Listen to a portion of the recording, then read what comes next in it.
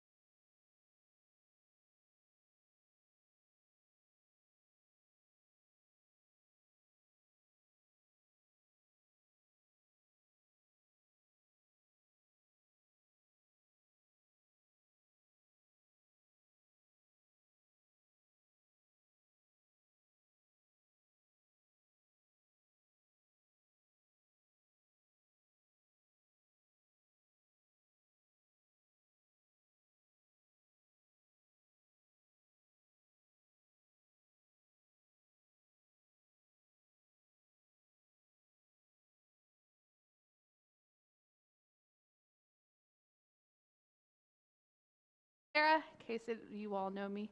I hear people. Yay! Hello! Yeah, so my name's Sarah. I've spent the last long time. It's been at least a decade since I started on this journey of trying to understand suicidality and how we as a faith community should and can respond. There are prizes. Sorry, people on the internet, you don't get the prizes. You have to go out and buy your own if you want them. But you're welcome to play along, because of course I can't do anything without there being positive reinforcement. So first up, I absolutely love this verse. It has been my verse as I've studied, and also as I've struggled. So do not fear, for I am with you. Do not be dismayed, for I am your God. I will strengthen you and help you. I will uphold you with my righteous right hand. Because first and foremost, and I'm going to say this again and again during our time together, suicide prevention is all about instilling hope, about finding a way to provide comfort and safety, and also that there are people in the Bible who have struggled with suicide. We are not alone. My favorite is the story of Elijah, where he tells God, I am done. I just want to die. And this is Sarah's paraphrase. God says, why don't you take a nap, get something to eat, and then we'll talk. So never underestimate the power of a nap and a snack. There's also famously Job and Jonah. Jonah is famous in that God was like, I need you to go do this thing. He goes and finally does the thing. And then when he doesn't get the result that he wanted, he's like, I just want to die. But God was there for him anyway, even though he was being himself. There's also Paul. There are verses in Paul's letters where he talks about this feeling of being overwhelmed, of just ready to give up. Samson, David, if you look at the Psalms, there are so many verses where David's like, I just don't know how to go on. Which there are so many survivors of those who have struggled with suicide and those who have actually survived attempts who will tell you that the thoughts going through their head were things like, I just don't know how to go on. There we go. I know this is a lot. I know that there are a lot of feelings that come up when we start talking about suicide. And as we talk about the statistics, as we talk about the feelings that are going on, we have 3 wonderful people in this room who have graciously agreed to be there. If you on the internet, if you're having feelings and you want to talk afterwards, go ahead and text me or Facebook me. But we have Dar and Kathy and Pastor Melissa in this room. If you need to step out and you want somebody to sit with you, to cry with you, to pray with you, they are here for that purpose. Thank you very much. I appreciate you all very, very much. So, first things first, in research, we always have to define our terms. Dr. Eliana Tosani is an amazing psychiatrist in I have to make sure I say it right because Oscar Mayer has ruined me. In Bologna, Italy, at the university there. So she wrote a paper called The Concept of Mental Pain, where she talked about the impact of suicide and how mental health affects that. So I chose 2 of them. She has probably 8 or 9 others. I have the paper if you all ever want to look at it at the end. My favorite quote, though, these are 2 of the definitions that we'll be working with on a term called psych-ache, which is a term that's used a lot in suicidology because that is the term for studying suicide. It is a thing. You all can read. But the most important quote is, "There are no physical examination clues or lab tests or imaging studies that reveal the presence of mental anguish. We must ask the patient to listen to his or her narrative to find the suffering. Most importantly, psychological pain, mental pain, anguish, psych-ache should be treated with the same amount of sincerity and the same amount of, my brain just decided to restart itself, so give me just a second. It should be treated the same as physical suffering. Mental suffering, physical suffering should be treated the same. So the first step in trying to abolish that stigma is that me personally and all of the researchers that I have gotten to know and gotten to read about have all said the same thing. It should be treated the same. So, I am a child of teachers, so of course we have to have a pop quiz. And like I said, there are prizes. I'm going to ask so that we can maintain social distancing. If you get it right and you get to have the prize, you get to come up and pick one of the cups, which have candy in it. Because why not? I know, right? Candy's really exciting. Everybody loves candy. So you that are streaming, you could pick your favorite snack as your prize if you get these right.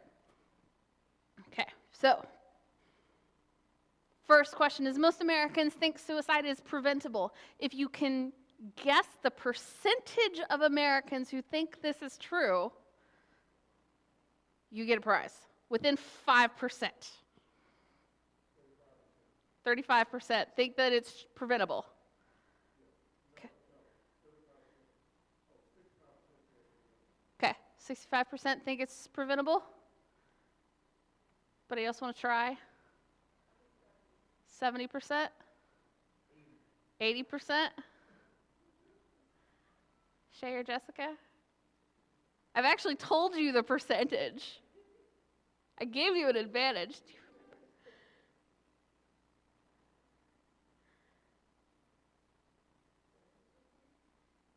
remember? 30% think it's preventable? You're thinking of a different statistic. That is a number, though. Thank you for reminding me that I will talk about that later. 90%. It is 93%.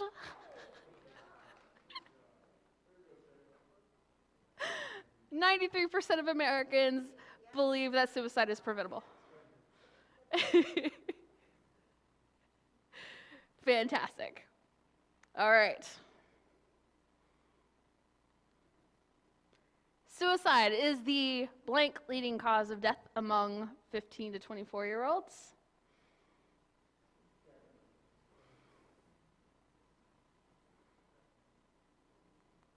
It is the second.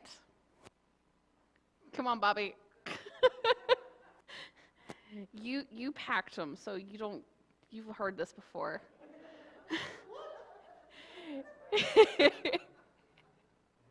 I'm sure you ate some of the candy while you were packing them, right?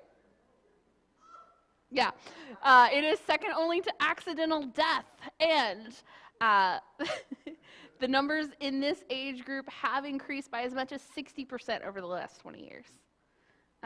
It is a big issue, big issue among the young adults from high school until the end of emerging adulthood. Emerging adulthood is defined as 18 to 24. Suicide, of course, I had to kind of trim it down a little and get in closer. These are all from CDC, by the way. Suicide in Virginia is the blank leading cause of death.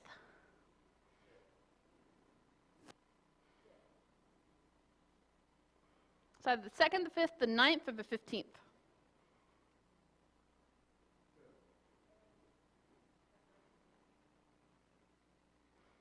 It is the 9th.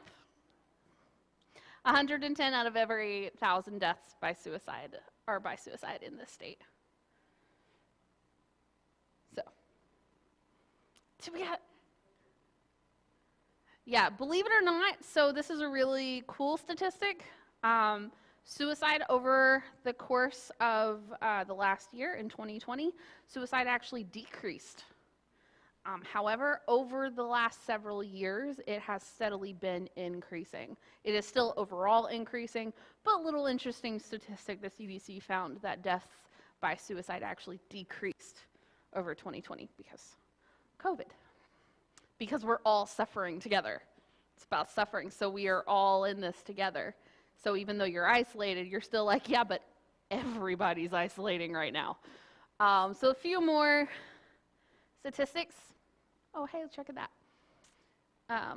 Since 1999, it has steadily increased. Again, over the last 20 years, which has been since 2000, my brain is not okay with 1999 being 22 years ago. Like, no, we're not ready for that yet. Females, those who identify as female are 4 times as likely to attempt suicide as males, whereas you'll see attempt. Males are actually twice as likely to die by suicide. Again, we do not, I forgot to mention this, while we're talking about the language that we use, because language is very important. I used to be an English major, language is very important. We do not say commit suicide, because when we use the word commit, it refers to things like committing a crime, committing a sin, and it also insinuates that the person that is doing this is in their right mind. They are choosing to do this, which statistically, and what most researchers have found, is that the person experiencing this is experiencing so much pain that they are incapable of making this rational decision. So it is not a rational decision. We say that they have died by suicide. Suicide is the method. Gender also affects the method.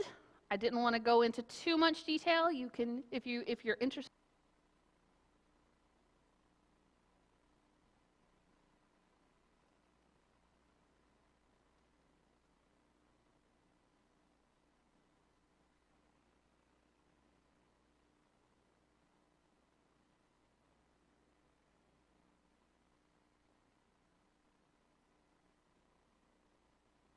Men and women, this gap is narrowing, significant narrowing of that. In a break? Yeah. You lost your battery. Oh no. My battery cut.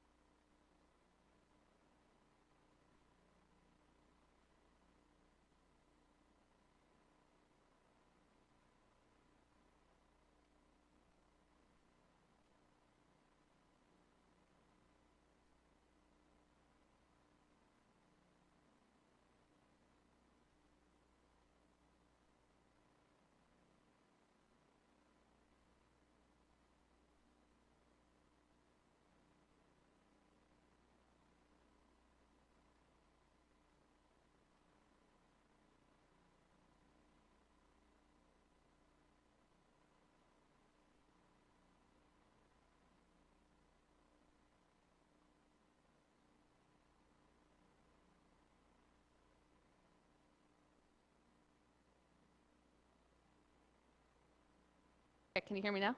Is it on? Ha! Yay. So, all of the statistics are unfortunately reported suicides.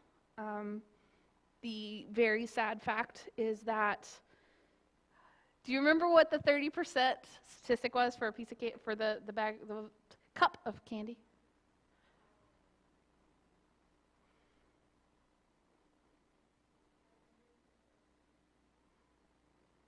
You got this.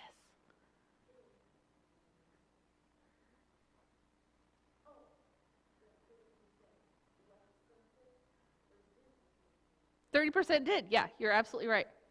Yeah, only 30% of people who have died by suicide left a note. So, if a coroner is doing the cause of death report, and there is anything that says it may not have been suicide, like car crashes, single car crashes, they will rule it as an accidental death. So this 132 Americans die by suicide every day is only reported suicides. Most researchers think the number is way higher than that. Also, this was in 2020. In 2018, that number was 123. So in a very short time, there was a significant increase. 22 veterans die by suicide every day. There is an amazing project called the Till Valhalla Project that raises money for veterans and their families. Highly recommend it. Mostly clothing, but for every purchase, a portion goes. I have a friend on TikTok that works with Till Valhalla, so had to put that little thing in there. They are great. They are wonderful, and they do a lot. And there will be I'll have some other resources at the end. So John Donne said, "No man is an island. 1 in 4 Americans will experience depression or other mental illness in a given year." Most important to know is 1 in 4 is a pretty high number. There are 1, 2, 3, 4, 5, 6, 7, 8. There are 11 of us in here. According to this data, at least 2 of us in a year, in any given year, will have some sort of mental health issue. Self-identify, one's me. Yeah, so most important to know is no one's alone. No man is an island. We are not the only ones struggling with this. And why that is important, we will get to in a minute.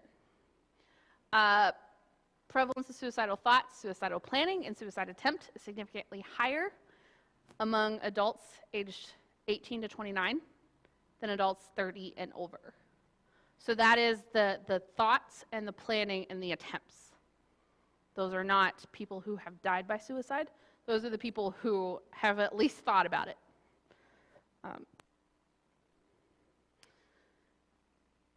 Just going to let this speak for itself. A lot of times we seem to think that suicide is a thing that only affects younger people. These are the people who have died, which goes to the reason that most researchers think that males over 75 are the highest is because males in our society are seen as the ones who are supposed to be strong, supposed to take care of their families. They're supposed to be able to handle anything that comes at them. As we get older, we stop being able to do all of the things that society tells us that we are supposed to, which leads to a despair and an inability to continue. So, now that we have some statistics of who to look for, which is basically everybody, how are we going to recognize if we think someone might be struggling? Most importantly, this is not all-inclusive because every person is different. These are guidelines. This is like the Pirates Code. They're more like guidelines than rules. Get to know people. That's the most important thing. If you notice a change, it can't hurt to ask. One of the biggest myths in suicidology is that if we ask someone, it's going to put the idea in their head, which is just absolutely not true. If a person is already thinking about it, they're already thinking about it. If they're not, they're going to tell you, hey, are you thinking about hurting yourself? No. Why would you think that? Oh, well, I'm just worried about you. So, just a few. Giving away objects that have great this is suddenly. This isn't like me, I'm currently trying to clean out my closet because apparently I have 3 times as many clothing as the man I'm about to marry, and apparently that's an issue. I have a lot of shoes. This is suddenly, out of the blue, they are giving away their cat or their dog or a blanket that was given to them by their great-great-grandmother, and they say, can you hang on to this for me? Can you look after it for me? Because that is showing they want to put their affairs in order. They want to make sure that the things that are most valuable to them are taken care of. The sudden change in mood can be either positive or negative. It's either they go from this very happy, outgoing person to wanting to completely withdraw from everybody and everything, or someone that you've noticed has been really, really upset for a really long time, and all of a sudden they're just like, yeah, I'm good. No, nothing's wrong. Everything's fine. Everything's fine.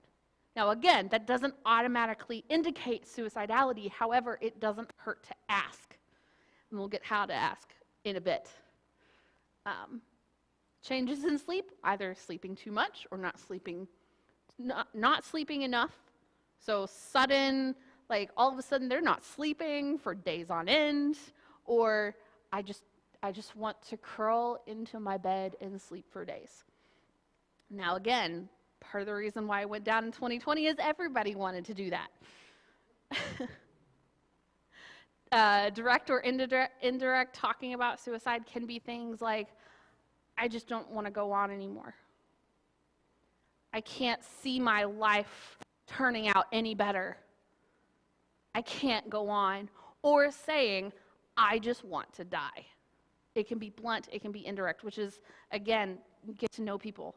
If you notice something that pit in your stomach is just like, something doesn't feel right, it doesn't hurt to ask. Talking about feeling like a burden, no desire to live, feeling helpless, feeling trapped. So SAMHSA is a great resource for everything. They have a whole suicide prevention section in their website. It's great. I copied this directly from that. So,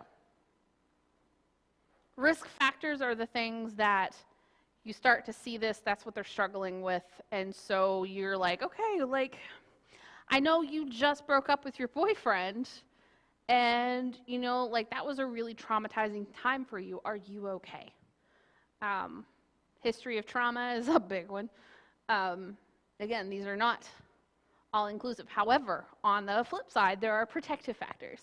And I think it's really cool, Pastor Melissa's sermon today was, one of the things that she talked about was this feeling of what do we get from community?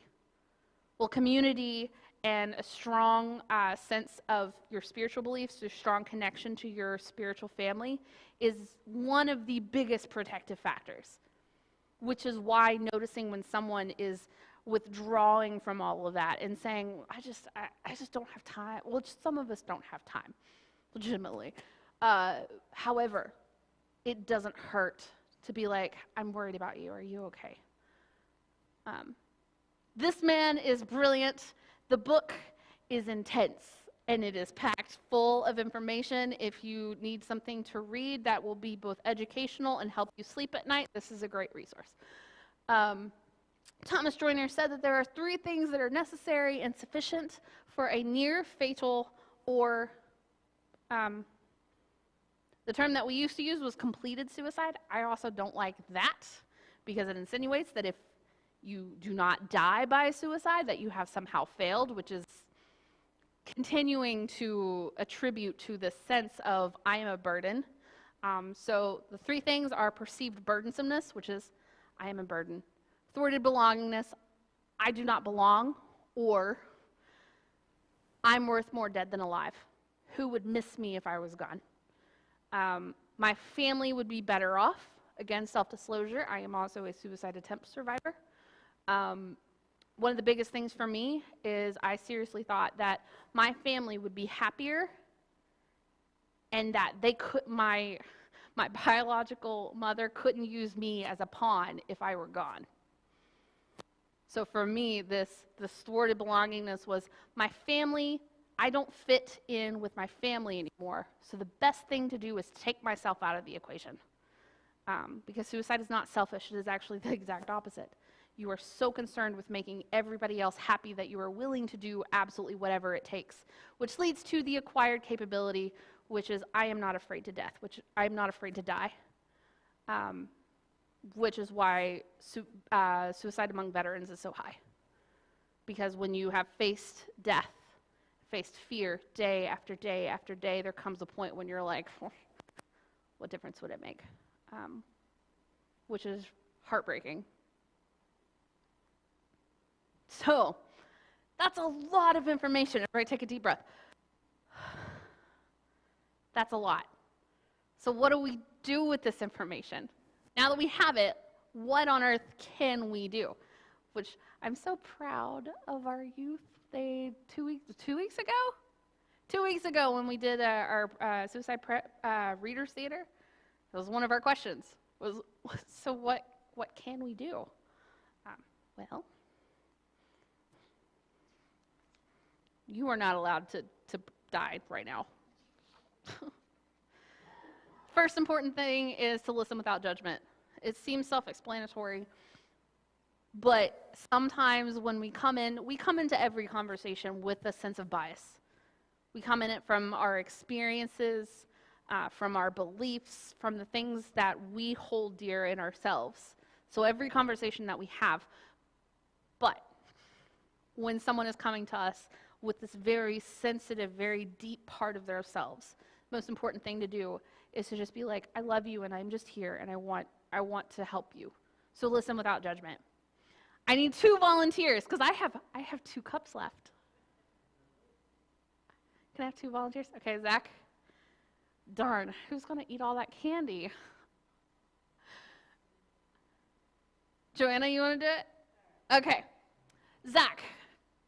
You want to come up here? I was going to say you can just do it from where you are because you can see the screen. Okay. Zach, can you read the first question?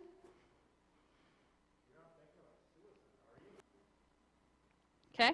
Joanna, can you read the second one?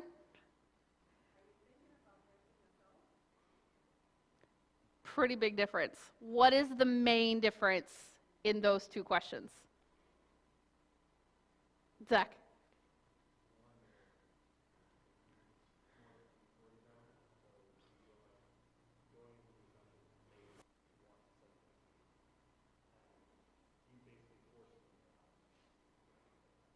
Yeah.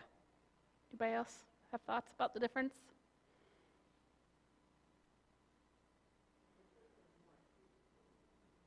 Yeah, there's a whole bunch of judgment in that sentence.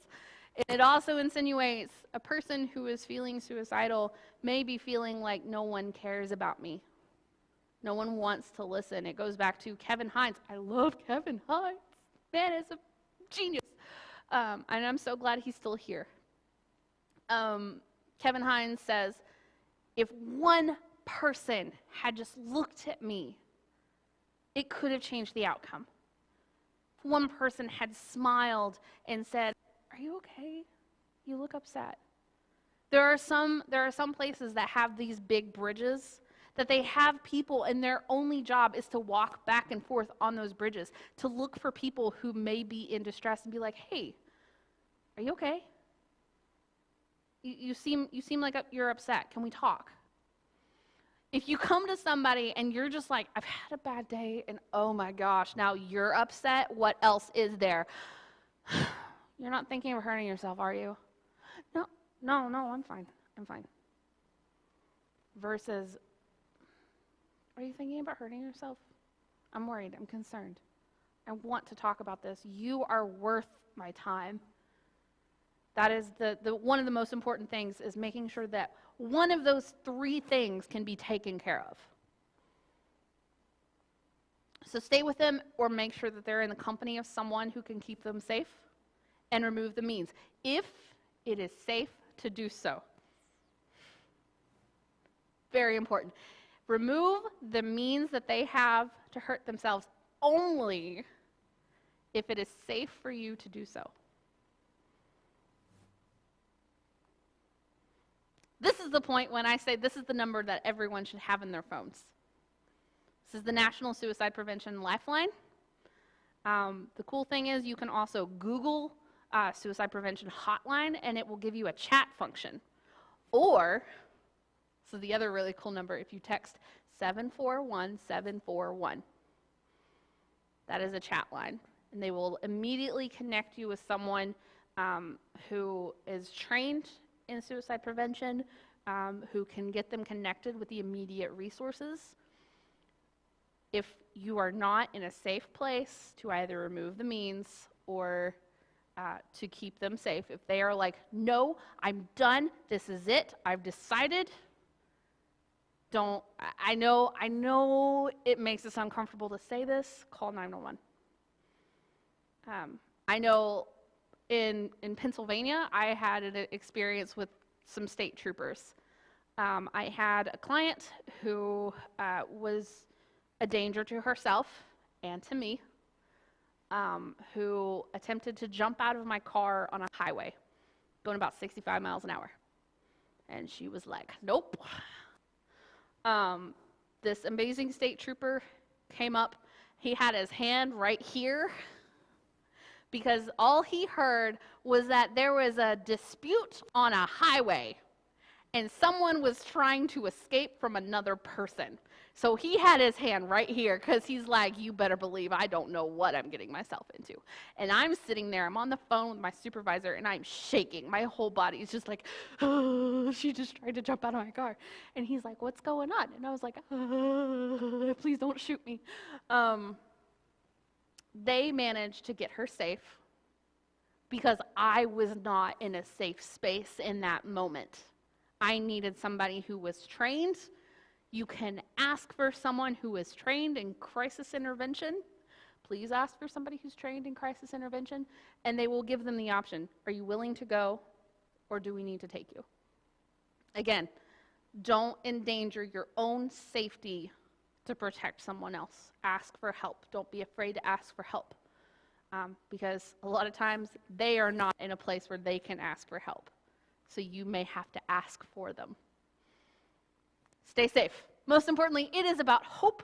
Everyone should have a phone which has a Bible app. Can somebody read Psalm 34, verses 18 and 19?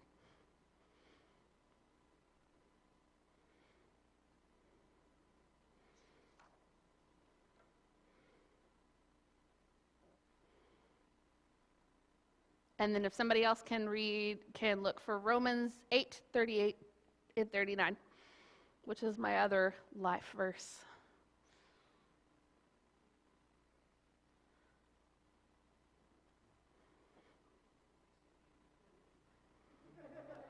That works too. Let's have a man with a deep baritone voice like Honey read it. That works.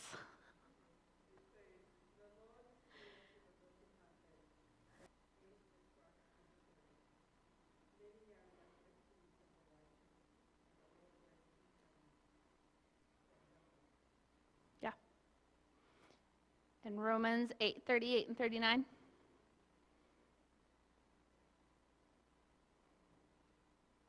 Shay, you got it? Thanks.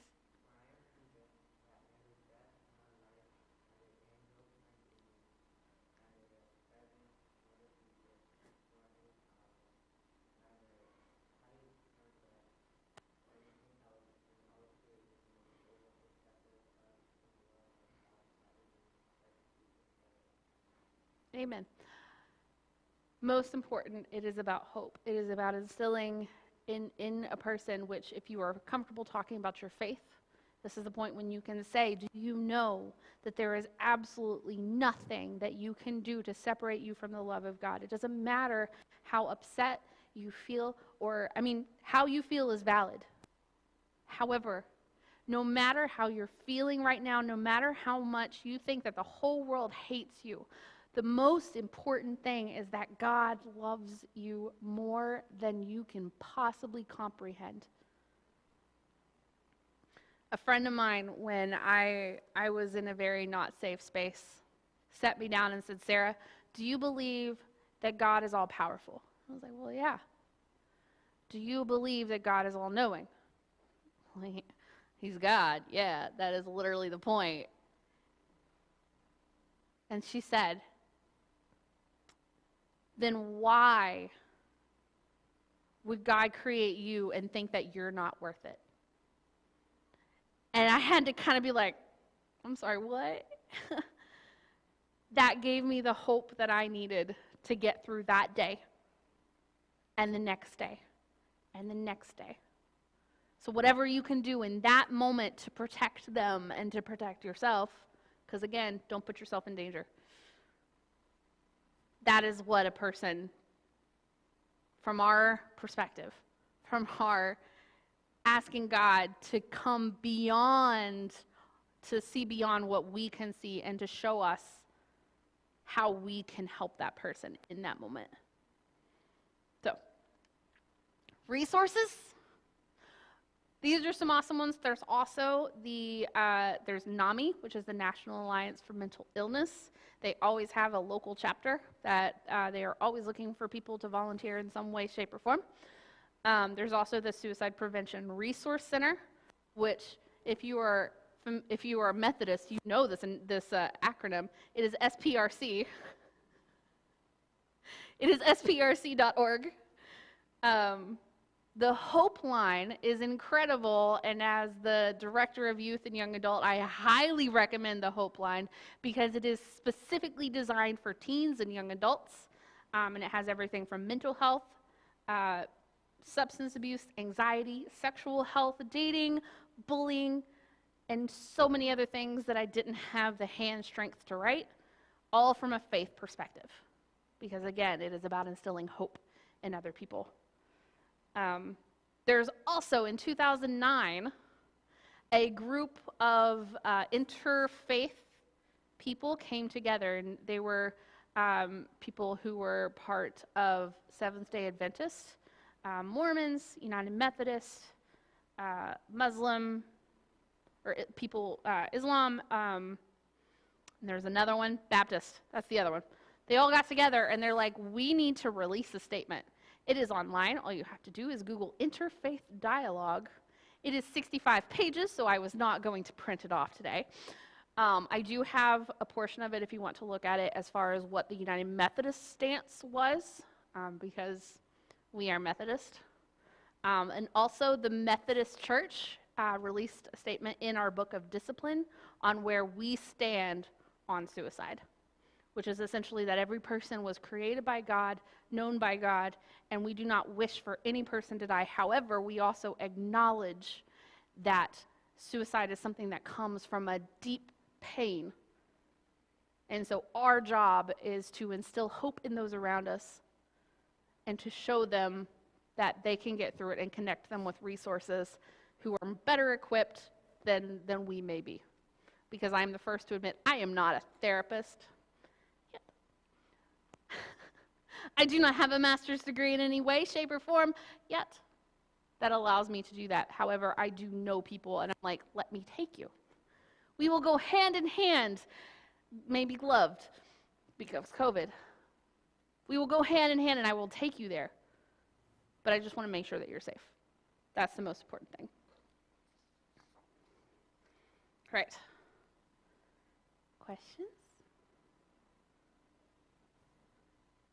I always say the only stupid question is the one you don't ask.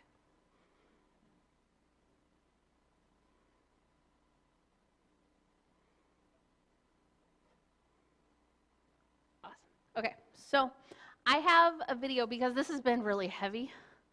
It's a very heavy subject, and I appreciate you all very much for sitting with me and for listening to me and laughing at my really corny jokes. Because trauma response, cracking jokes in a very serious situation is considered a coping mechanism for dealing with pain. Yeah.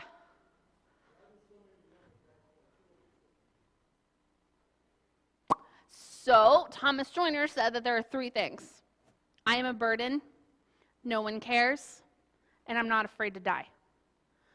People, especially in young adulthood up until about 40, are going through so many changes in their lives that sometimes, you figure when you leave college, when you leave high school and you're by yourself, your parents aren't around, and for the first time in your life, you have to stand up on your own 2 feet, and you feel like there is no support. Because unfortunately, as much as they say that there's mental health services, they are not easy to access at way too many universities. So they have no supports. They feel like they have no support system. They don't know how to access the support system that they have. There is stigma around asking for help, especially around young men.